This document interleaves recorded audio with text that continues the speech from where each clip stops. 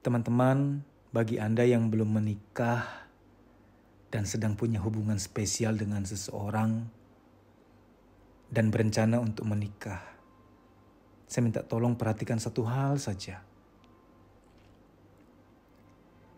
Dalam pernikahan nanti harus ada saling menerima, saling mengalah, saling sabar, saling memberi, saling mengerti.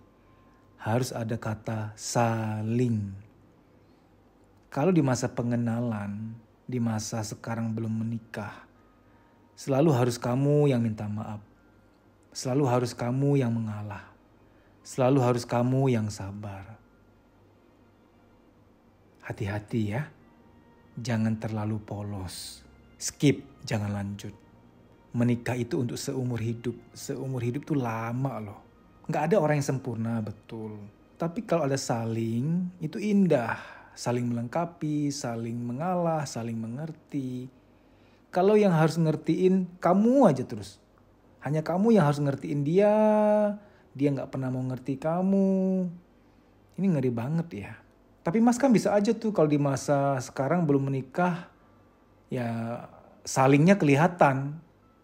Nanti kalau udah menikah ternyata nggak saling bagaimana? Baru ketahuan pas nikah. Berarti sekarang ini sebelum menikah masa pengenalan kamu kurang cukup. Pengenalan itu sangat penting. Jangan baru kenal orang 1-2 minggu, 1-2 bulan udah mau nikah aja. Nggak bisa gitu. Berjalannya waktu mulai terlihat asli-aslinya. Jangan buru-buru mau nikah. Nikah itu adalah gerbang yang sakral di mana Anda masuk ke sana, ya sudah. Tanda petik terperangkap di sana. Maka harus hati-hati. Karena dalam pernikahan ya, butuh harmoni, butuh keseimbangan. Capek loh kalau yang berjuang kamu doang, sementara dia tidak mau tahu. Ini singkat saja ya, karena panjang-panjang juga kadang Anda gak denger gitu loh. Mendingan singkat tapi Anda perhatikan. Toksik loh kalau dalam suatu hubungan Anda selalu yang mengalah, Anda selalu yang berkorban, Anda selalu yang minta maaf. Wah itu kalau Anda lanjut sih kurang kerjaan ya. Nyawa Anda terlalu banyak kayak kucing nyawanya 9. Bagi Anda yang belum menikah pertimbangkan baik-baik. Makasih, sampai jumpa. Teman-teman, saya ingin membahas gangguan-gangguan apa saja yang akan terjadi pada orang dewasa apabila inner child-nya belum didamaikan, inner child-nya belum rekonsiliasi, belum dipulihkan. Apa itu inner child? Anda pernah mendengar nggak istilah kita ini semuanya sebenarnya hanyalah anak kecil yang terperangkap dalam tubuh orang dewasa. Anak kecil yang terperangkap dalam tubuh orang dewasa. Sedewasa apapun kita, pasti ada teriakan, ada tangisan, ada kehampaan yang masih dialami diri kecil kita. Entah diri bayi, diri balita, diri kanak-kanak, diri remaja kita. Semua kesedihan atau kekecewaan, kehampaan inner child itu tersimpan di alam bawah sadar. Perlu teknik khusus untuk masuk ke alam bawah sadar untuk mengakses rasa dari si inner child ini. Apa dampaknya apabila inner child belum diterapi? Dampaknya bagi kehidupan orang dewasa itu seperti apa? Saya akan berikan beberapa contoh karena kalau semuanya saya paparkan bisa panjang sekian jam video ini. Ada orang yang di masa kecil dia kekurangan figur ayah, terutama apabila ini dialami oleh seorang wanita. Seorang anak perempuan dia kekurangan figur ayah. Sehingga inner child-nya entah rindu atau marah kepada sosok ayah itu. Berbeda-beda ya, ada anak perempuan yang karena dia kurang figur ayah, dia rindu akan sosok ayah. Sehingga dia ketika nanti dewasa, dia gak bisa naksir sama laki-laki yang sebaya dengan dia atau bahkan lebih muda. Dia mau yang lebih tua, yang jauh beda usianya. Karena tanpa disadari, dia itu nanti menikah tidak hanya mencari suami, tapi juga mau mencari sosok bapak yang hilang dalam masa kecilnya. Tapi ada anak perempuan yang di masa kecil, dia mengalami kurang figur ayah karena ayahnya keras, ayahnya jahat pada ibunya atau pada dia dan keluarga. Sehingga inner child-nya ini menyimpan, memendam rasa kecewa, rasa marah. Tanpa sadar ketika di masa dewasa, wanita ini ada penolakan, ada mental block terhadap laki-laki. Berderajat, ada yang paling parah sampai yang paling ringan. Yang paling ringan, dia masih bisa suka, masih bisa sayang sama laki-laki. Tapi tanpa sadar ada beberapa gejala, misalkan mood swing tertentu yang tanpa sadar melukai pacar, cowok atau suaminya. Dia nggak sadar itu. Ini yang lumayan ringan karena dia masih punya rasa, punya keinginan, punya cinta, masih bisa menyayangi, masih bisa menyukai laki-laki. Tapi ada yang lumayan berat, yaitu dia nggak mau nikah. Karena citra pernikahan di alam bawah sadarnya rusak. Yang dia tahu, yang dia rasa, baik terpendam maupun yang dia sadari, laki-laki itu jahat. Laki-laki itu nggak ada yang benar. Kalaupun dia sampai menikah karena mungkin tuntutan keluarga atau sosial, itu suaminya benar-benar jadi bulan-bulanan. Suaminya salah 2, dia marahnya 10. Itu 8 sebenarnya amarah-amarah dia untuk bapaknya tapi tumpah ke suami. Contoh lain. Contoh ada orang yang ketika di masa kecilnya, orang tuanya terlalu pelit. Mama, kata bu guru harus kontribusi 50.000, ada karya wisata ke sana, ada studi wisata ke situ, ke sini. Jangan, nggak usah, ngapain, nggak usah ikut, nggak penting. Sehingga dia minder, hanya dia doang yang nggak ikut. Karena faktor biaya mamanya tanda petik pelit. Dia malu, dia minder. Dia sedih, kenapa kok minta uang padahal alasannya benar untuk kebutuhan bukan keinginan, itu pun gak dikabulkan. Gak cuma hal itu ya, dalam hal yang lain juga mama atau papanya pelit banget. Tanpa sadar, di alam bawah sadarnya, inner child-nya ada sebuah sugesti, nanti kalau aku punya uang sendiri, kalau aku gajian, kalau aku punya penghasilan sendiri, aku mau puas-puasin, aku mau bebas pakai duit. Dan tanpa dia sadar, dia sekarang menjadi orang dewasa yang gak bisa megang duit, boros gitu. Karena sedang memuaskan inner child-nya yang pengen balas dendam, tanda petik ya. Pengen puas-puasin pakai uang karena dulu sangat terbatas, sangat dibatasi. Bisa juga orang yang di masa kecil, orang tuanya terlalu memanjakan, semua serba dibolehkan, serba diiyakan. Akhirnya apa? Inner child-nya gak ada penghargaan terhadap uang.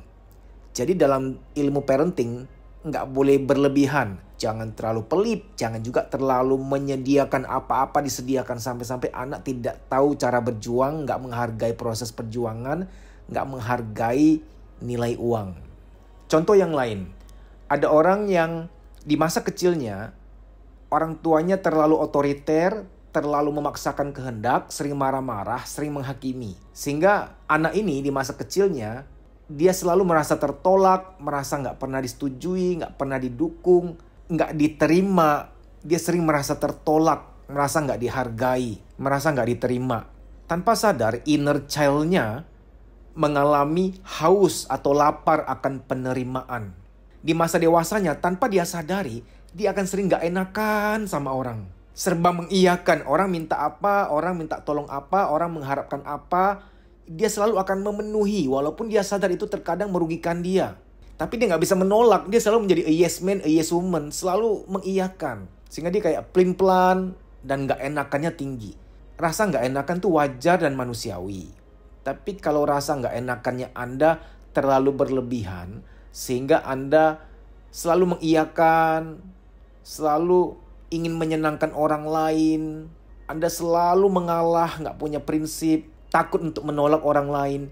Yang sebenarnya terjadi adalah inner child Anda haus atau lapar akan penerimaan, sehingga tanpa sadar Anda merasa bahwa kalau saya bisa menyenangkan orang lain, saya akan diterima, saya akan dihargai. Kalau saya memenuhi keinginan orang lain, saya akan merasa dianggap, saya akan merasa dihargai, saya akan merasa diterima, saya akan merasa berharga. Karena dulu di masa kecil, rasa-rasa ini gak terpenuhi. Anda sering tertolak, sering dihakimi, nggak dianggap, nggak merasa diinginkan oleh orang tua. Ada orang yang di masa dewasanya selalu takut gagal, takut salah, sehingga dia cemas, dia anxiety. Salah satu penyebabnya adalah di masa kecilnya inner child-nya ini dipenuhi ketakutan. Orang tuanya ini tipe yang salah dikit dimarahi. Dia merasa insecure, dia merasa nggak aman. Bagi si anak, salah berarti adalah akhir dari dunia. Keliru, salah, gagal, tidak sesuai dengan arahan orang tua, itu bagaikan akhir dunia, sangat seram sekali, sangat menakutkan.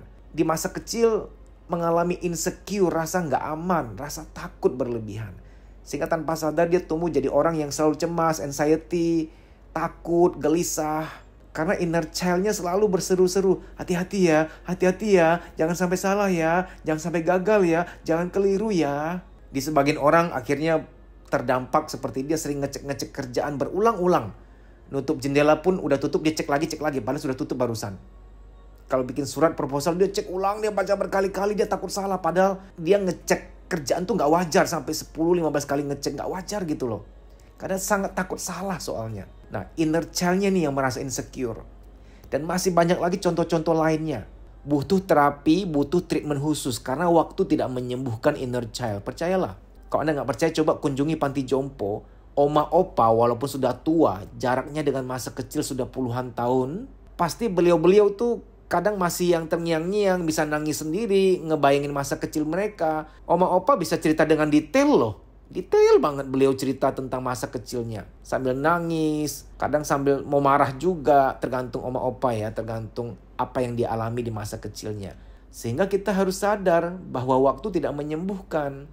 Yang memang sangat perlu diterapi. Inner child Anda perlu diterapi dengan teknik khusus. Saya sudah lama khusus, fokus untuk memberikan terapi kepada inner child. Saya membuka kesempatan bagi Anda untuk privat. Kita akan terapi via telepon atau yang pertemuan 4 mata. Anda bisa mendaftar ya, dan nanti ini 2 sesi. Sesi pertama itu pendalaman. Saya mewawancara Anda mendalam tentang kisah masa kecil Anda. Panjang lebar kita bercerita, diskusi, brainstorming agar saya ketemu benang merahnya. Oh, inner child Anda kebutuhannya ini. Inner child Anda terluka dalam hal ini, hal itu. Nah, baru sesi kedua adalah terapinya, healingnya, restorasinya.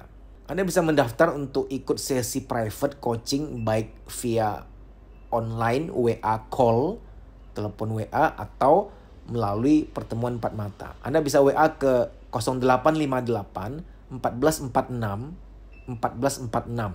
0858 1446 1446. Dengan cara WA nama Anda, spasi usia, spasi lokasi. Spasi Anda mau via online atau via pertemuan. Semoga bermanfaat. Sampai jumpa.